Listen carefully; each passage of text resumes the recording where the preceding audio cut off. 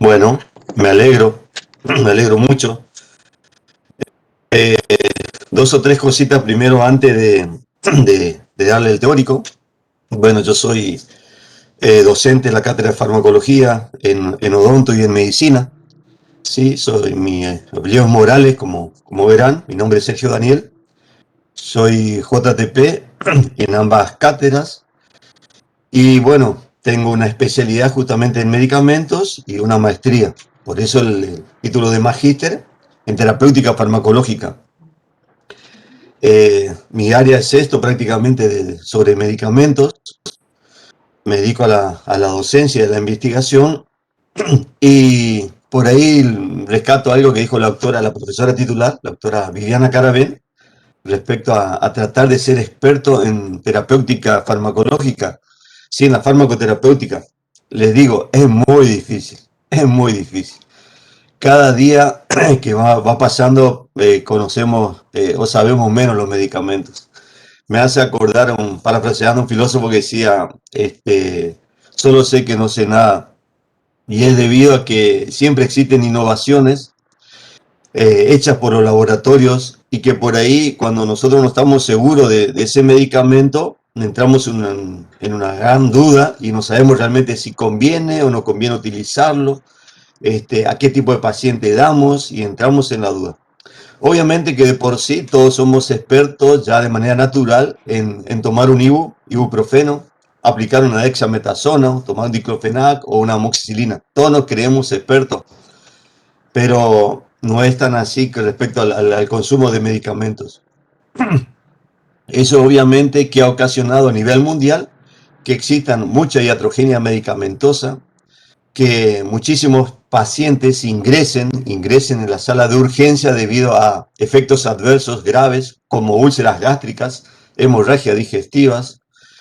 De la misma manera, el hecho de tomar antibióticos que ha generado una resistencia mundial, por lo cual existe una gran preocupación de todos los organismos importantes a nivel mundial que dicen que prácticamente a cada 20, 30 años no habrá antibiótico para tratar las diferentes patologías, porque existe debido a ese mal uso, a esa irracionalidad de uso, una gran resistencia, ¿sí? Entonces ese pequeño fármaco que antes utilizamos, como por ejemplo el grupo de las penicilinas, la amoxicilina, uno de los más conocidos, hoy en día existe una gran resistencia a nivel mundial.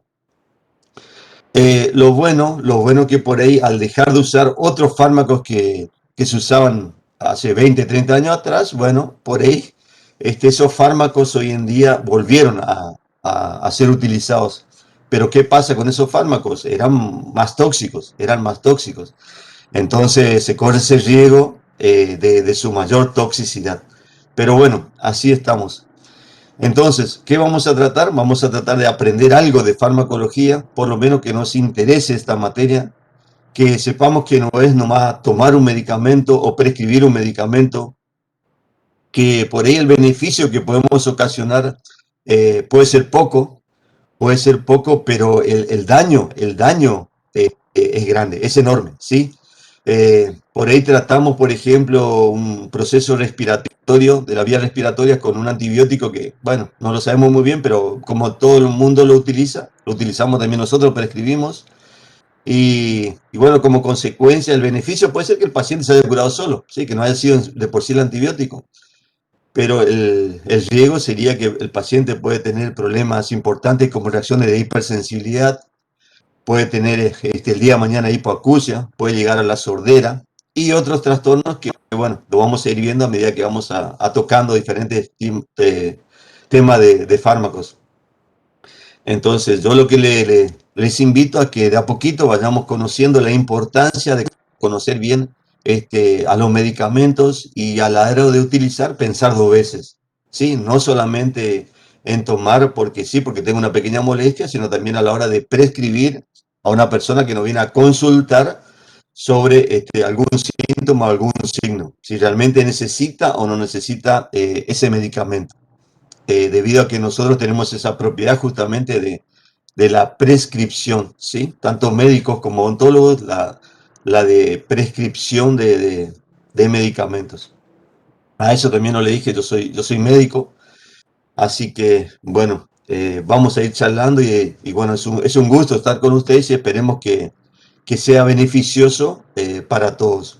Si existe algún recursante, sabrá que bueno, la cátedra de farmacología está abierta para todo tipo de consulta, así que aprovechen esa posibilidad y traten de comunicarse siempre con nosotros por las diferentes vías que ofrece la cátedra.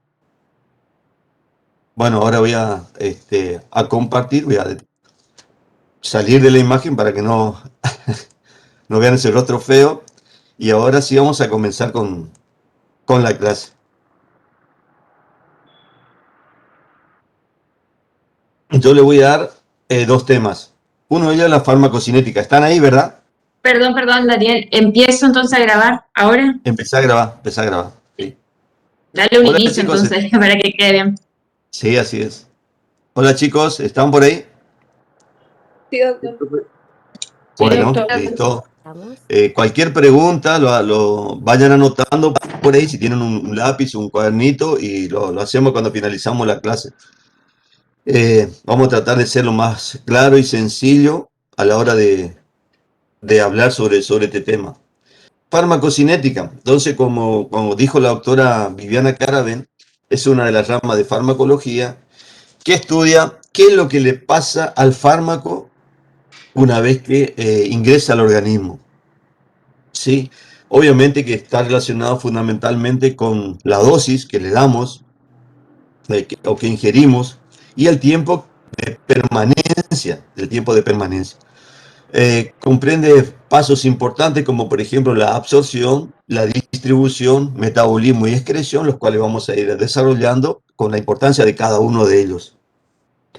Pero lo primero que debemos saber, recordar es cómo vamos a administrar ese medicamento, ¿sí? Las vías de administración. Eh, Ustedes habrán visto por ahí, seguramente por experiencia propia o porque estuvieron en el rol de pacientes, que un mismo medicamento se puede administrar por diferentes vías. Sí, todo va a depender de la gravedad de la lesión que uno que esté teniendo o también de la localización de ese proceso. Porque nos vamos a dar, por ejemplo, si uno tiene una infección en piel, una dermatitis, una piodermitis, alguna quemadura en la piel, no va a utilizar una vía que no corresponde, como la vía intravenosa, si es un proceso ahí localizado que se puede tratar con una sustancia tópica. O si, por ejemplo, tiene un proceso respiratorio también importante, en lo posible va a tratar de utilizar un medicamento que ingrese por esa vía. Entonces es importante cuando nosotros conozcamos un medicamento, ver cuáles son las diferentes opciones que tenemos en cuanto a su administración, ¿sí? Recordemos primero que la vía de administración más rápida, no más rápida, sino más fácil, la menos costosa, la que tiene pocas, o tiene un efecto importante, efecto generalizado, la vía enteral, ¿sí? La que se administra por vía oral. Y obviamente cuando administramos un medicamento por esa vía, se llama vía enteral, se pueden absorber en diferentes zonas del organismo. Se puede absorber en la mucosa oral, fundamentalmente en la mucosa sublingual. Y bueno, en este caso se ha visto que puede ser beneficioso con algunos medicamentos, no con todos los medicamentos. Los laboratorios, obviamente, cuando ven la oportunidad, generan un medicamento que también se puede absorber por esta vía. Pero bueno, si uno se pone a pensar, dice, ¿qué ventaja va a tener este medicamento si le doy para que se absorba por la mucosa sublingual? Y uno se pone a pensar y dice, no, la verdad que no tiene ninguna ventaja a que se absorba en la mucosa gástrica. Pero bueno, los laboratorios lo hacen y bueno, nos enrollan, nos dicen que es mucho mejor al respecto al otro y ellos toman en cuenta respecto a su absorción rápida, ¿sí? Supongamos un analgésico que tomamos normalmente por vía oral, una cápsula, un comprimido, cualquiera de ellos, y que se empieza a absorber a los 15 minutos, bueno, si ellos nos ofrecen uno que se absorba por la mucosa sublingual, bueno, se puede absorber a los 3, 4, 5 minutos, pero la rapidez de acción en ese caso no va a estar coincidiendo con el precio que debemos pagar ese medicamento, porque esos medicamentos lo que tienen es un costo elevado. Entonces el dolor, en vez de o que el medicamento empiece a actuar a los 15 minutos, que actúa a los 5 minutos, no va a cambiar mucho. Salvo que sea una urgencia, ¿sí? Una urgencia como por ejemplo un ataque, una angina de pecho, ¿sí? Un dolor precordial. Ahí sí cambia mucho, donde el paciente puede tomar un medicamento por esa vía que se toman, que son el grupo de los nitratos, que se toma y de esa manera obviamente ese dolor pasa rápidamente, pero en algunos casos, como por ejemplo ofrecen benzodiazepinas para el paciente que está ansioso, no va a cambiar mucho. Algunos analgésicos que también vienen por esa vía, no va a cambiar mucho porque uno tiene un dolor que, que no es tan grave, para tomar eso. Entonces la selección también ahí, fíjense, en eso nomás, en la forma en que yo le voy a administrar ese medicamento, también es importante. Recuerden ustedes que la mayoría se van a absorber en la mucosa gástrica o en la mucosa duodenal. Entonces acá, ¿qué es lo que tenemos que recordar como un primer concepto? Que en la mucosa gástrica se van a absorber fármacos ácidos. ¿Por qué? Porque la mayoría son sustancias que tienen ciertas cargas, que son ácidos o bases débiles. Entonces, en líneas generales, como un punto que solemos preguntar es que a nivel de la mucosa gástrica se absorben fármacos ácidos, como por ejemplo los salicilatos, el grupo de la aspirina, el ácido etilsalicílico, ¿sí? El grupo de los barbitúricos. Luego tenemos en la mucosa intestinal donde se absorben la mayoría de los fármacos y ahí, debido a su pH, que no es tan ácido, fundamentalmente se van a absorber las bases débiles, pero en definitiva se absorben la mayoría, porque el tiempo que un medicamento está en la mucosa gástrica es muy poco y bueno, entonces la mayoría se absorbe a nivel de la mucosa intestinal. Otro punto que tenemos que tener en cuenta es que deben ser sustancias liposolubles, que es una propiedad que tienen los medicamentos y que hacen que se puedan absorber a través de esa membrana, ¿sí? Constituida por polípidos y por proteínas, a través de la membrana celular. Pero existen otros que son muy ionizados, que están muy polarizados, que tienen muchas cargas iónicas y que no se van a absorber. Ahí tiene un ejemplo de un fármaco que es la streptomicina y que pertenece a un grupo de antibióticos, como son los aminoglucósidos. Pero en general todos los fármacos se van a absorber en ese nivel. Entonces es importante tenerlo en cuenta. La otra forma que también se utiliza es la vía rectal. La vía rectal que se deja prácticamente en pacientes que no puedan recibir un medicamento por vía oral, ya sea porque tienen vómitos, porque están con estados nauseosos o están inconscientes. Entonces se puede utilizar algunos supositorios por esa vía. Pero fundamentalmente cuando uno utiliza la vía rectal es cuando el paciente presenta una lesión, ¿sí? En esa mucosa de esa zona. Ahí sí tiene una acción importante y uno lo puede llegar a utilizar para tratar diferentes patologías, una fisura anal, puede tratar hemorroides. Entonces ahí por ahí esa vía tiene importancia para la administración, pero para que actúe de manera tópica. Y acá me detengo un poquito en cuanto a la vía parenteral. La vía parenteral incluye numerosas vías, pero cuando hablamos fundamentalmente mencionamos a la vía intramuscular. Y a pesar de ser rápida, segura y completa la vía parenteral, no deja de ser más eficaz que la vía oral. Y tenemos en nuestra cultura, o muchos de los profesionales tienen su pensamiento y poco conocimiento, obviamente, que al administrar por esta vía, por la vía intramuscular, seguramente va a ser más efectivo. Y no es tan así, ¿sí? No es tan así. Entonces, cuando administramos un medicamento por vía intramuscular, tenemos que tener en cuenta un par de cosas. Primero, si no está, no lo podemos utilizar la vía oral, ¿sí? Si no está contraindicado. A veces los mismos laboratorios generan un medicamento que solamente se puede administrar por vía intramuscular, así que no nos queda opción. Pero en cuanto a su eficacia, son similares. Sí se evita lo que se llama el primer pasaje hepático del hígado. ¿Y por qué es importante evitar el primer pasaje hepático? Porque en el hígado, cuando los medicamentos pasan por eso, se metabolizan, se biotransforman, se preparan, por decirlo de alguna manera, para ser eliminados. Entonces, cuando uno da por esta vía, por intramuscular, al evitar el primer pasaje hepático por ahí y la influencia de los jugos digestivos, llegaría a mayor concentración.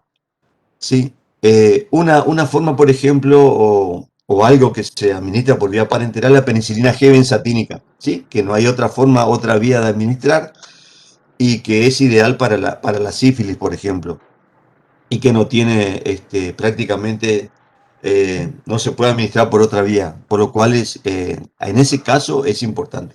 Pero si tenemos la opción, supongamos, del diclofenac, por decir un medicamento, o el ibuprofeno, que ustedes lo conocen bien, o la dexametasona, y el paciente tiene un problema inflamatorio y tenemos la opción entre dar por vía oral y vía parenteral, tenemos que evaluar siempre la gravedad del paciente. Si el paciente realmente está muy grave a la hora de seleccionar esa vía, porque siempre la vía oral es la elección, ¿sí? Por todo, porque se absorben también de manera completa, y lo que se absorbe, por más que esa biodisponibilidad sea inferior al 100%, lo que se absorbe ya es efectivo, y a su vez el costo es mínimo, y obviamente evitamos también algunas complicaciones que pueden pasar cuando administramos por vía intramuscular. Eh, a veces se generan lesiones cuando uno no administra bien por la vía intramuscular. Son también muy dolorosas, así que hay que tenerlo presente. Entonces, son importantes para cuál esta vía, para sustancias oleosas, ¿sí? Que uno no lo puede administrar por otra vía, ¿sí? Y tiene la ventaja de que se absorben lentamente. Entonces, un fármaco, en vez que uno lo tenga que administrar cada 8 horas, cada 12 horas, bueno, uno lo puede administrar cada 48 horas, o en caso de la penicilina, por ejemplo, una vez por semana, al absorberse lentamente. Entonces, esa es la ventaja cuando uno va a decir, bueno, yo elijo la vía intramuscular, sí, pero ¿en qué situación? En esta específicamente, ¿sí? Tiene que ser con algo concreto, con algo específico. Las otras vías, así lo vamos a mencionar, ustedes lo van a profundizar después bien, son las vías subcutáneas, por ejemplo, cuando se hacen la implementación de algunos comprimidos. Sí, la vía intravenosa en caso de urgencia, ¿sí? En caso de urgencia, un paciente que tuvo un accidente, un paciente que se nos está muriendo, eh, se administra obviamente sustancias que son irritantes por esa vía, soluciones hipertónicas, nunca sustancias oleosas porque vamos a matar ahí a nuestro paciente, pero se debe dejar para esas situaciones graves que uno debe actuar ya. Por ejemplo, en el consultorio ustedes tienen una reacción adversa a un medicamento, no se dieron en cuenta, eh, y el paciente está haciendo un shock anafiláctico, obviamente una vía de elección rápida que puede utilizar es la vía intravenosa, ¿sí? Porque el efecto es rapidísimo. Pero son vías excepcionales. Eh, no sé si alguna vez lo van a utilizar, ojalá que no, pero bueno, eh, es la vía que se debe dejar para situaciones de urgencia. Otras vías, la vía intradérmica, caso de las vacunas, la vía transdérmica, hoy en día, por ejemplo, los parches de estrógenos, que se utilizan como anticonceptivo, vía intraarterial, vía intrarraquídea, que cada uno tiene diferentes formas o hay grupos de fármacos que se pueden utilizar por esas vías que son específicos. Y el otro es la vía inhalatoria. Como yo le dije, cuando uno tiene un problema en un lugar determinado, debe elegir un medicamento que en su presentación uno lo pueda administrar por esa vía. A veces el asma bronquial, cuando es muy grave, obviamente el paciente también debe recibir, sobre todo cuando tiene una crisis aguda, debe recibir un medicamento por vía parenteral, por vía intramuscular, por vía intravenosa, inclusive también por vía oral. Pero si no se prefiere utilizarlo por vía inhalatoria, ¿sí? Que son fármacos gaseosos o líquidos. Y acá tenemos, por ejemplo, para tratar patologías como es la rinitis alérgica, el asma bronquial, y dos medicamentos. Uno es un agonista beta 2, como es salbutamol, y el otro es un corticoide, como es la beclometasona, ¿sí? De manera específica para tratar el asma bronquial por vía inhalatoria. Y no hace falta darlo ni por vía oral ni por vía parenteral. Salvo que el paciente, como les reitero, tenga crisis aguda y no pueda respirar. Entonces, fíjense en la selección nomás del medicamento, en sus diferentes presentaciones, como uno debe tener en cuenta qué vía elijo, cuál es el que más conviene. Le doy esta vía, le doy la otra vía, o administro todo por vía oral. Fíjense, acá tenemos también la vía tópica, la cual ustedes saben que lo que es la piel, ¿sí? La epidermis, que no deja prácticamente pasar ninguna sustancia. Pero la vía tópica también tenemos las mucosas, y que ahí tiene mucha relevancia en el uso de fármacos que se puedan dar por las mucosas, como son las mucosas de la conjuntiva, ¿sí? En caso de conjuntivitis, en caso de tener rinitis nasofaringe, de la bucofaringe, de la vagina, ¿sí? Cuando la paciente tiene, por ejemplo, problemas de micosis vaginal, a nivel del colon, como yo lo mencioné hoy, en el recto, colon, toda esa zona, en la uretra o en la vejiga. Entonces, en eso tienen efectos que son tópicos, pero a veces cuando tampoco no es para excederse, porque a veces cuando nos pasamos, supongamos, en la conjuntiva, te dicen una gotita cada 4 horas, cada 6 horas, un determinado antibiótico, pero por ahí como decimos, bueno, pero si es en la mucosa, 2 gotitas, 3 gotitas, le damos cada 2 horas, podemos tener efectos sistémicos, recuerden eso, ¿sí? A veces cuando uno administra en la mucosa, en la nasofaringe, por ejemplo, para tratar una congestión nasal, una rinitis alérgica o en la conjuntiva, uno puede tener efectos sistémicos. Y el paciente después va a venir de vuelta a la consulta y le va a decir, sí, bueno, está bien, doctor, se me pasó la conjuntivitis, se me pasó el problema en la nasofaringe, pero ahora tengo problema de hipertensión arterial, por ejemplo, tengo mareos. Y bueno, eso es consecuencia que se empezó a tener efecto sistémico ese medicamento que estamos utilizando. Así que esos efectos tóxicos siempre hay que recordar con algunos medicamentos que administramos por esa vía. Hay factores, sí, que van a favorecer o que van a influir en la absorción cuando administramos sobre la piel, ¿sí? Como por ejemplo, si existe solución de continuidad, paciente que tiene abrasiones, quemaduras. Cuando existe un proceso inflamatorio, va a aumentar el flujo sanguíneo y obviamente va a aumentar la absorción. Recuerden ustedes que una piel hidratada es más permeable que una piel seca, ¿sí?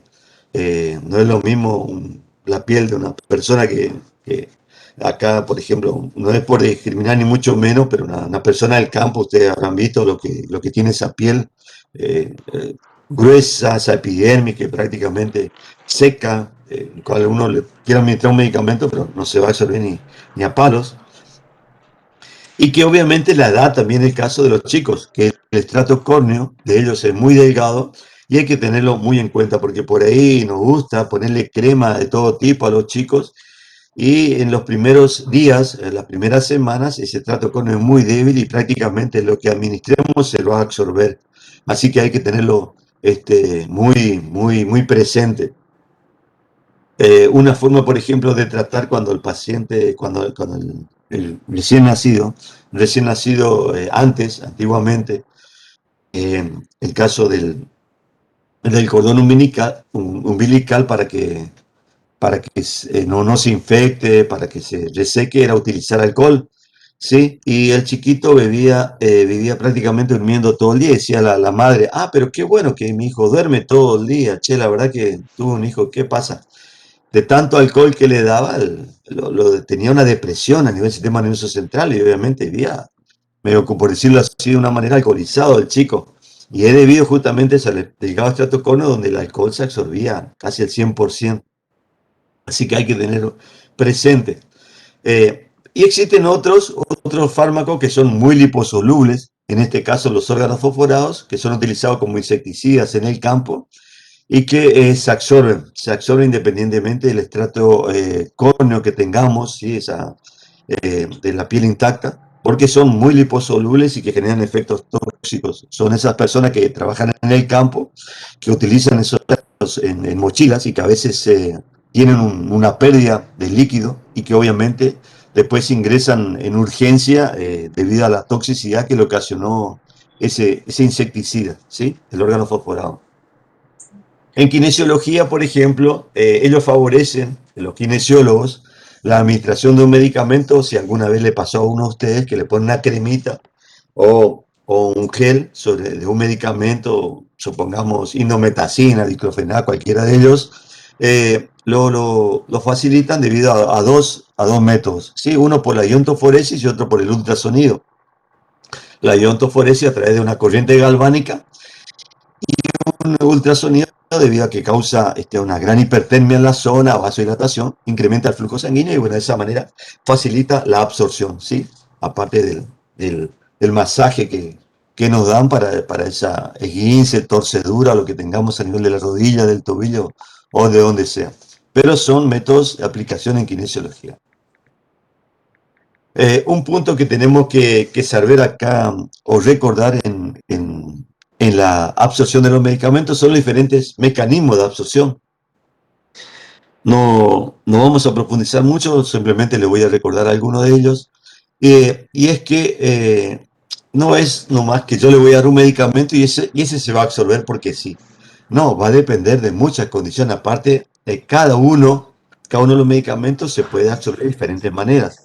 Sí, la mayoría de los medicamentos, por suerte, se absorben por absorción pasiva.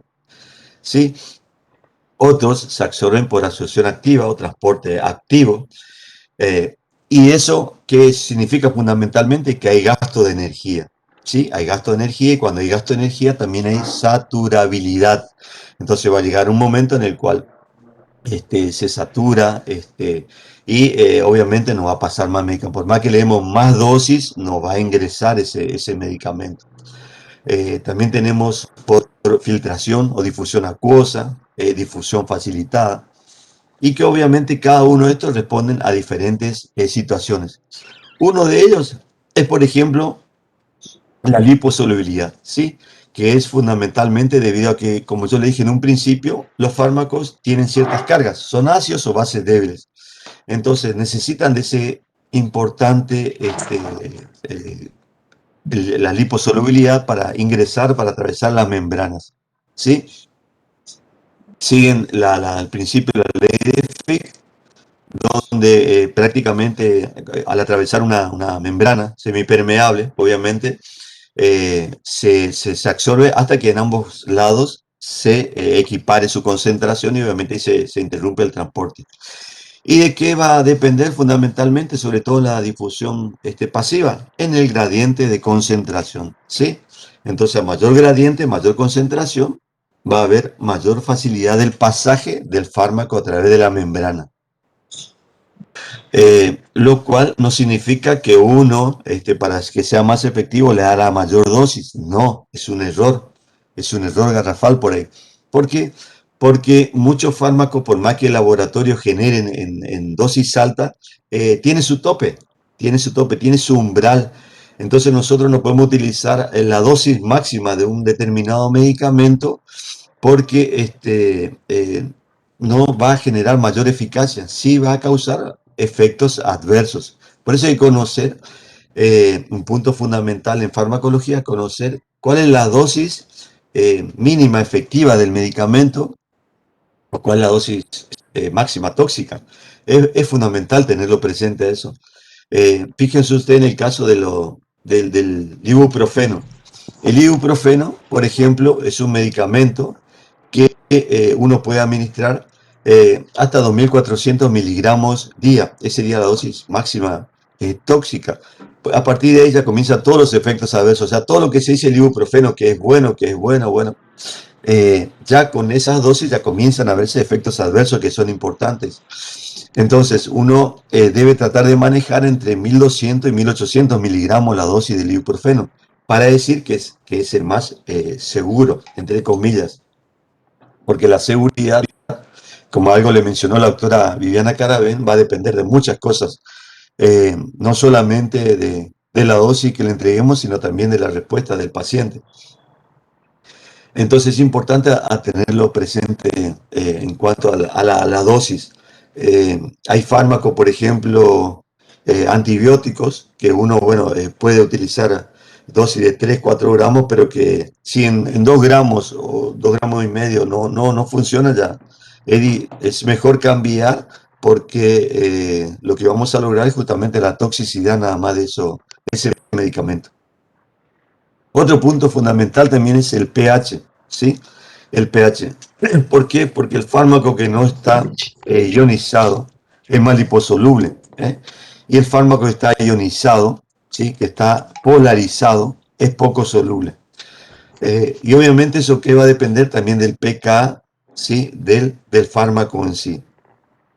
Y esto más o menos de lo que habíamos hablado a nivel gástrico, que los que tienen un pH, por ejemplo, ácido, un pK, mejor dicho, ácido, como la aspirina, se va a absorber mejor en un medio ácido.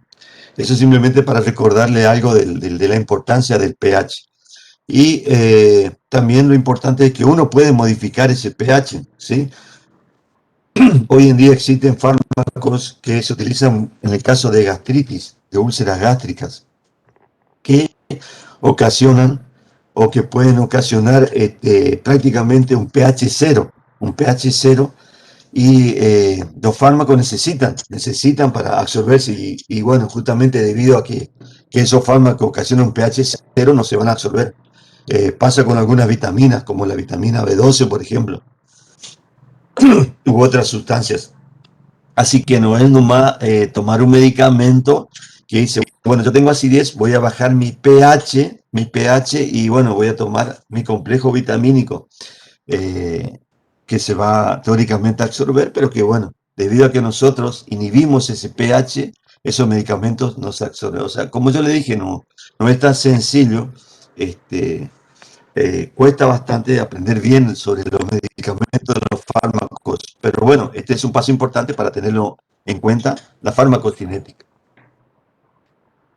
Bueno, aquí está el resto, ¿sí? Que nos vamos a seguir. Bueno, acá, por ejemplo, en transporte activo es la bomba de sodio, que tiene lo que yo le dije, saturabilidad y selectividad, ¿sí? La difusión facilitada, por ejemplo, no tiene gasto de energía, pero tiene también selectividad y saturabilidad. Eso lo van a ver, lo pueden ver tranquilamente después, cuando vean el Power nuevamente. Y vamos a tener también factores que van a modificar la absorción. A veces se preguntan por qué no se absorbe bien mi medicamento. Bueno, es debido a que tenemos que tener en cuenta varias situaciones, como por ejemplo la solubilidad de ese medicamento, ¿sí? Es más rápida cuando está en solución acuosa que en solución oleosa. Dijimos que en solución oleosa se absorbe más lentamente. La concentración del fármaco, una mayor concentración, mayor absorción. La cinética y solución de la forma farmacéutica, y acá ya depende de la presentación, cómo viene el fármaco. Hoy en día nos ofrecen fármacos, bueno, que teóricamente los laboratorios dicen, bueno, se absorben más rápido porque vienen en este preparado. Habrán visto ustedes el ibuprofeno, para ir ya tratando de hacer hincapié en un medicamento que ustedes lo conocen muy bien, que pueden venir en cápsulas, en comprimidos, en jarabe. Y bueno, se hacen diferentes formas farmacéuticas y que obviamente va a depender de cómo venga eso para que se absorba más rápido o menos rápido. Y obviamente va a cambiar mucho el costo. Si uno quiere tomar un ibuprofeno, supongamos en un blister, de 400 miligramos en un blister de 10 comprimidos, eh, eh, puede salir 100 pesos. Pero bueno, dice, bueno, pero yo quiero, no quiero consumir de esa manera, quiero que sea en jarabe o quiero en cápsulas dispersables para que se absorban más rápido según el laboratorio. eh, y que no va a cambiar nada, como yo le digo, la eficacia. Bueno, entonces puede pagar 400, 500 pesos. Así que fíjense la diferencia que puede haber en cuanto a la forma farmacéutica y que a veces uno tiene que pensar, ¿vale la pena realmente? ¿Vale la pena que tome el paciente un medicamento que es eficaz a un costo de uno de 100 pesos y el otro de 500 pesos? Bueno. Eso lo dejo para pensar y que lo tengan siempre presente. Obviamente también importa la circulación. A mayor circulación, mayor absorción. Como le había dicho, una zona inflamada tiene mayor circulación y mayor absorción. La superficie también de absorción es importante. Y como dije en un principio, la vía de administración, ¿sí? Entonces la vía de administración uno debe seleccionar bien qué vía va a administrar ese medicamento que puede dar de diferentes formas. Bueno, sigamos. Ahora sí, una vez que se absorbe, ¿cómo va el fármaco? No es que ingresa y ya directamente va a todas partes. Bueno, obviamente tienen que saber que cuando ingresa el fármaco se distribuye. ¿Y dónde se va a distribuir? Fundamentalmente a los órganos que tienen mayor circulación. El corazón, el hígado, el riñón, en el sistema nervioso central, donde hay buena circulación, bueno, ahí se va a distribuir. Pero para que ingrese a los diferentes lugares, tenemos que tener en cuenta que en sangre ese fármaco puede viajar o se une, mejor dicho, a proteínas plasmáticas, ¿sí? Y esa unión a proteínas plasmáticas, que es el fármaco ligado, ese no va a atravesar la membrana, ¿sí? El que va a ingresar es el fármaco libre. La importancia radica cuando el fármaco se une en alto porcentaje a la proteína plasmática. Alto porcentaje, estoy hablando de un 90% por arriba, 95, 98%. ¿Sí? En cambio, hay otros que se unen en un 40%, como el paracetamol, por ejemplo, en bajo porcentaje. No así como el ibuprofeno, que se usa en 98%.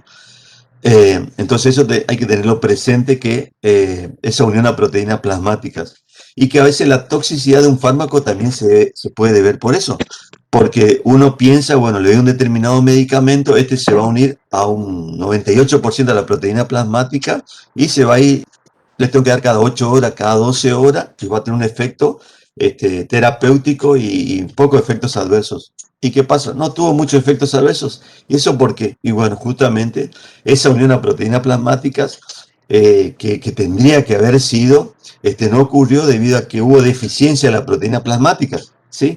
Y la deficiencia de proteína plasmática puede ser por múltiples causas. Una de ellas, por mencionarle, por ejemplo, la desnutrición, ¿sí? El paciente no ingiere realmente como debe ser ciertos alimentos, o tiene pérdida de proteínas, que también es importante, o el hígado no está generando como debe ser. Así que son muchas cosas que uno debe considerar a la hora de evaluar el medicamento.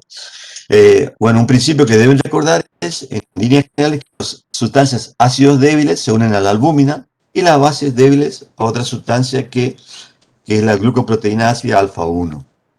Y que a medida que va ingresando el fármaco libre a las células, se va desligando de la unión a la proteína plasmática. O sea, siempre existe un equilibrio entre la unión a proteína plasmática, el fármaco ligado y el fármaco libre. Es importante tenerlo presente. Otro punto fundamental que a veces no tenemos en cuenta es que existen ciertas de acá, simplemente para mencionar algunos, porque hay muchísimos fármacos que tienen esa capacidad de depositarse y por ahí aparecen efectos tóxicos y uno no se da cuenta. Entonces por ahí uno tiene que ir evaluando la concentración en plasma de esos fármacos.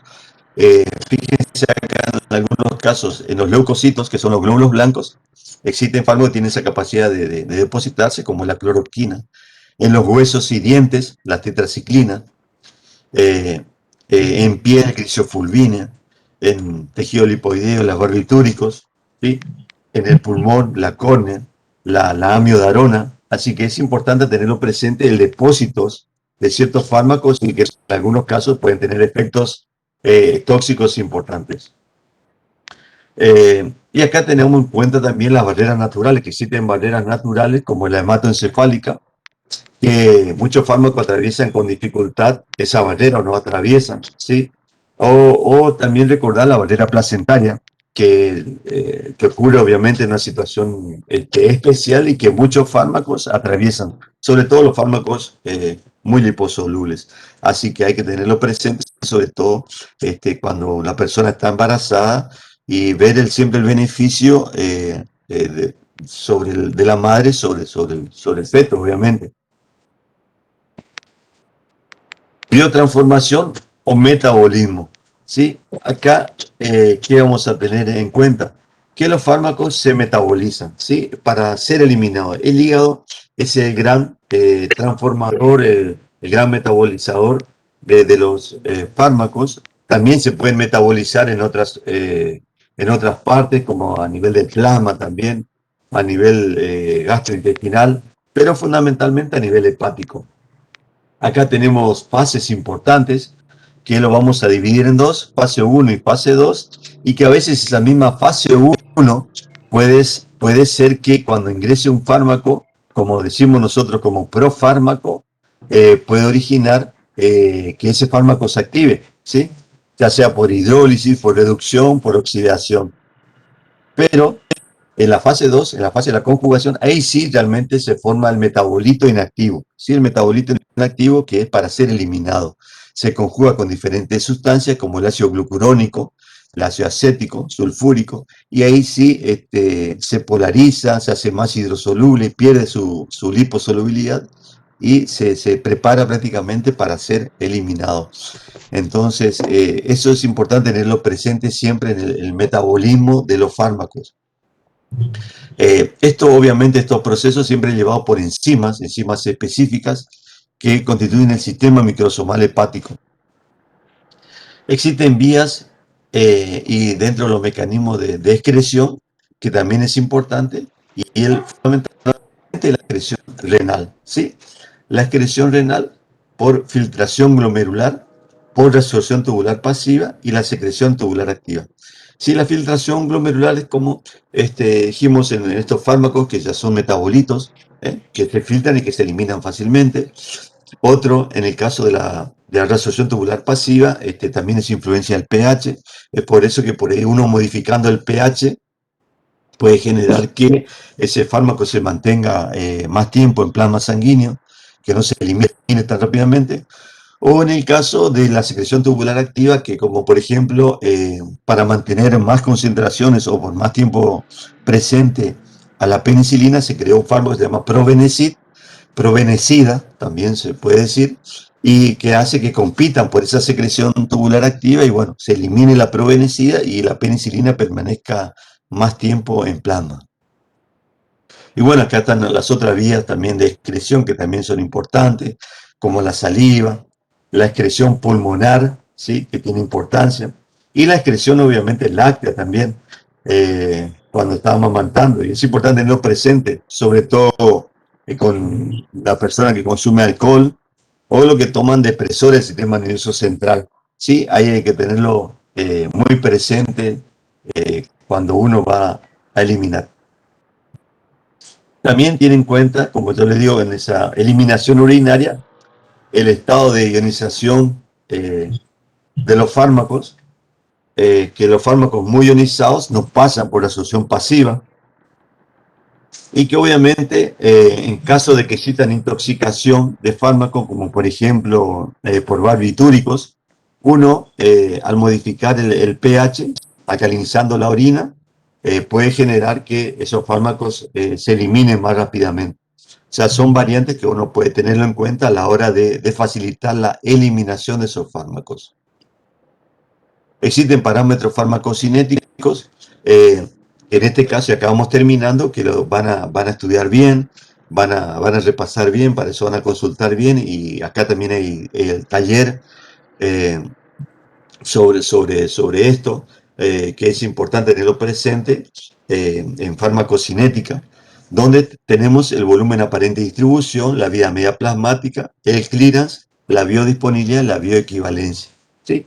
Y esto, en definitiva, es, por ejemplo, el clearance o depuración, ¿sí? Es el grado de depuración o eliminación de un fármaco en la unidad de tiempo, ¿sí? Es el tiempo, entonces, que se necesita para eliminar un fármaco del plasma sanguíneo. Y tenemos varios clearance, obviamente, dependiendo del lugar donde se elimine. Por ejemplo, el clearance hepático, que es a través de la biotransformación, como vimos. Tenemos, bueno, hay algunos ejemplos de fármacos que tienen un gran metabolismo. El clearance renal, sí, a través de la filtración glomerular, como dijimos, la secreción activa, a través de los riñones, o el clearance total, o sistémico, que engloba a todos. Entonces, por ahí, cuando decimos que un paciente tiene una falla a nivel renal, una falla a nivel hepático, hablamos de un clearance insuficiente. Entonces, ¿qué pasa cuando el paciente tiene un clearance renal disminuido? ¿Qué hacemos con ese medicamento que se elimina fundamentalmente por vía renal? Y bueno, tenemos dos opciones: o disminuimos la dosis de ese medicamento, o aumentamos los intervalos de dosis para que no se concentre, ¿sí? No se concentre ese medicamento. Lo mismo qué pasa cuando tenemos un clearance hepático disminuido, o sea, no se metaboliza bien. Entonces debemos conocer quiénes son los fármacos que se metabolizan mucho, y como por ejemplo el propranolol, que es un fármaco antihipertensivo muy utilizado, y decimos, bueno, en ese caso vamos a disminuir la dosis, o cambiamos el medicamento por otro antihipertensivo del grupo de los beta bloqueantes, porque tenemos el clearance hepático disminuido en ese caso. O sea, todo esto es importante para ir viendo en la selección del fármaco, ¿no? Por eso le decía, no es nomás administrar un medicamento. Cada persona es un ser totalmente independiente, individual, con un montón en su genética, montones de factores que hacen por ahí respondan bien o respondan exageradamente mal a un determinado medicamento. ¿Cuántas veces uno tiene su caballito de batalla? En este caso, de vuelta ibuprofeno, un paciente no le hace nada, y bueno, no le hace nada debido a un montón de factores, y eso uno, cuando lo indaga bien, puede ser simplemente que la eficacia no lo tenga el paciente, debido a que no se absorben, o se metabolizan muy rápido, se eliminan muy rápido, o también juega un papel muy importante por ahí también la subjetividad, sobre todo cuando hacemos tratamientos sintomáticos, ¿sí? No olviden ustedes que cuando nosotros tratamos síntomas, no curamos al paciente, aliviamos esos síntomas. Y a veces el hecho de consumir un determinado medicamento ya es algo para decir, bueno, listo, ya tomé algo, ya me va a pasar el dolor, ya me va a pasar esto. Es bastante complicado, o sea, ser un experto en medicamentos no es algo sencillo. Nosotros tratamos de darle herramientas básicas para que ustedes traten de ver todo este tema, lo cual no es nada sencillo. Bueno, otro parámetro farmacocinético que también van a hacer, y seguramente lo van a trabajar en el taller, es el volumen aparente de distribución, que relaciona la dosis administrada con la concentración plasmática resultante, ¿sí? Lo que llega ahí. La vida media plasmática, que es el tiempo necesario para eliminar el 50% del fármaco administrado al organismo. Y esto es lo que nos da la vida media plasmática, o vida media eliminación, lo que nos hace el tiempo que que el laboratorio, por ejemplo, nos dicen, bueno, esto tiene que darle cada 6 horas, cada 8 horas, cada 12 horas, porque bueno, ellos en su análisis de laboratorio vieron que se administra medicamento cada 8 o cada 12 horas. La biodisponibilidad, otro parámetro farmacocinético, que es la cantidad porcentual absoluta y la velocidad con que llega ese fármaco a la circulación, y que va a depender fundamentalmente de la absorción y también del metabolismo, ¿sí? Entonces es la cantidad de fármaco disponible que va a estar en el sitio de acción para cumplir su efecto farmacológico. Y es importante a tenerlo. Por ahí van a ver o van a leer que la biodisponibilidad de un medicamento del 80%, la biodisponibilidad de otro medicamento del 100%. la biodisponibilidad de otro medicamento del 40%. Entonces lo que uno debe saber ahí o conocer profundamente ese medicamento, si hace falta que la biodisponibilidad sea del 100%, o con la biodisponibilidad del 20% ya es suficiente, ¿sí? Porque no todos se absorben del 100%, ¿sí? No todos se van a absorber de esa manera. Y otro punto que Viviana por ahí, la autora Carabé mencionó, era ¿se acuerdan de prescripción, la ley de prescripción por nombre genérico, que es una ley que fue sancionada hace muchos años y donde el profesional debe prescribir el medicamento por su principio activo? Y bueno, y ahí nos surge, ¿cuál es mejor? ¿Es este mejor que el otro, qué sé yo? Y nosotros no tenemos medicamentos genéricos, lo que nosotros tenemos son medicamentos bioequivalentes o equivalentes farmacéuticos, ¿sí? Lo que cambia por ahí son los nombres de laboratorio, ¿sí? Los nombres de laboratorio. Porque tienen el mismo principio activo, tienen la misma sal, la misma concentración, la misma forma farmacéutica, ¿sí? Entonces son bioequivalentes en todos sentidos. Por ahí pueden no ser equivalentes terapéuticos, pero eso ya es otro tema, ¿sí?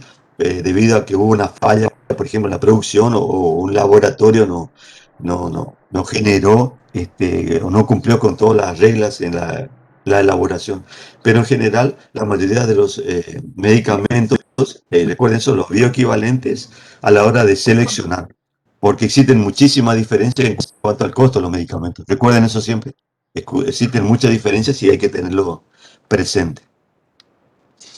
Y bueno, eso era todo. Y ahora a ver si hay alguna pregunta que quieran hacer. Doctor, yo quiero hacerle una consulta. Sí, te escucho. Te escucho.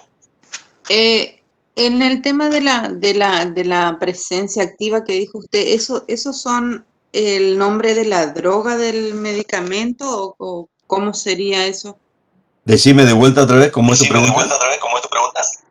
La presencia activa que dijo usted es el nombre de la droga El del principio, medicamento. el principio activo. El principio activo es el nombre del Exacto, medicamento. el principio activo es el nombre del fármaco, exacto, es así. Es así. Ajá, y el nombre de la marca entonces es lo que figura en las cajitas. Algo así. Exacto, eso es lo que impone el laboratorio. Cada laboratorio, cuando va a sacar su medicamento, ellos generan un determinado nombre comercial. Y ahí vas a encontrar, si uno por ahí quiere indagar, les invito a indagar en el alfa beta. Ahí pueden ver de un medicamento tienen como 20, 30 nombres comerciales, dependiendo del laboratorio. Así Ajá. que eso van a ver la diferencia del costo sobre todo. Ajá, o sea, entonces me saca la duda. Principio activo es el nombre de la droga del medicamento. Exacto. El principio activo, como dijo la autora, DCI, Denominación Común Internacional. Ah, está. Ah, gracias, doctor. No, por favor. No, por favor. ¿Otra pregunta, chicos? ¿Alguien más? Doctor, me vuelve a